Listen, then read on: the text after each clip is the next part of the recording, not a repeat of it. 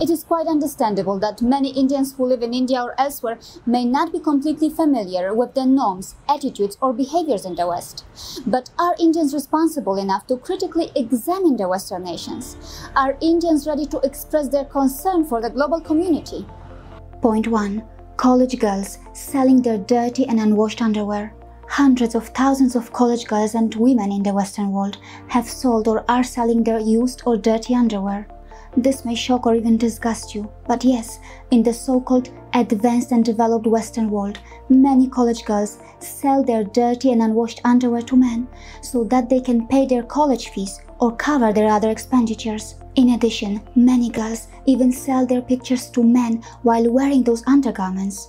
Yes, it may sound very gross to you, but the dirtier the underwear is, the better the price.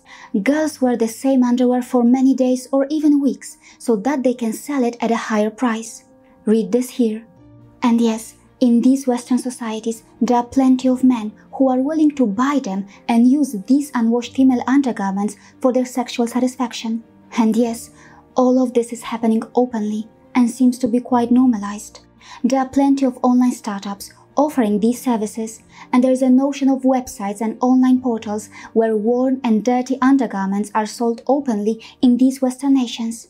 Just one website boasts of more than 1 million sellers and buyers. These numbers are humongous.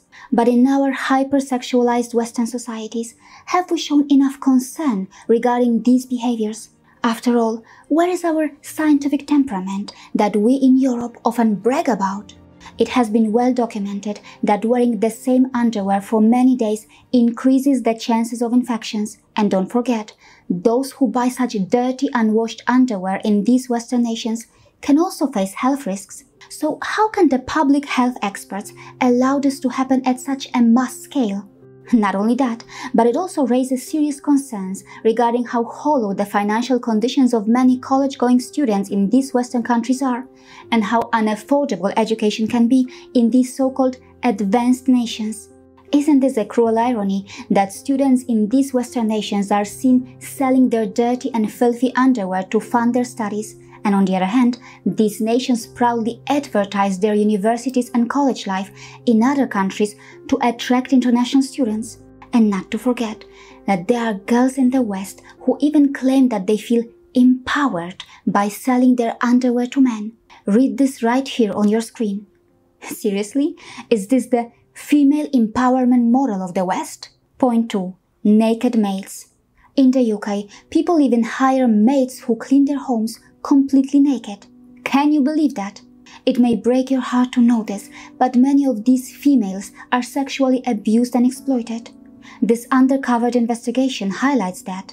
Just imagine the conditions that these girls work in, and such behavior seems to be normalized in these nations. Point 3. Jobs in the adult business. In this episode, which has been published on our YouTube channel, I explained how adult business is a mega revenue generator and a job creator in the West. But then, how about human rights violations, human dignity, and women empowerment? For example, it was reported that in Germany, a Stuttgart-based online forum attracts around 60,000 daily visitors, and how many impoverished students and single mothers in Germany auction their bodies online to the highest bidder. Many German universities and colleges promote themselves in foreign countries to attract international students. But can Germany and German universities also look after their own students properly, so that their impoverished students don't have to auction their bodies to fund their studies or to cover their expenditures? How scary or terrifying does all this sound to you? Of course, it did sound pretty terrifying to my husband, who is from India. Several years ago, during his time in Europe, when he first got to know about college girls selling their worn or used underwear to fund their studies, he was absolutely shocked. But without stereotyping any country or community, we need a very serious academic inquiry to understand what is causing such behaviors in the West and what are the most effective solutions to these problems. And as far as Indians are concerned, they should not lack confidence when it comes to their rightful participation in protecting the international community's norms, interests, and values. See you again.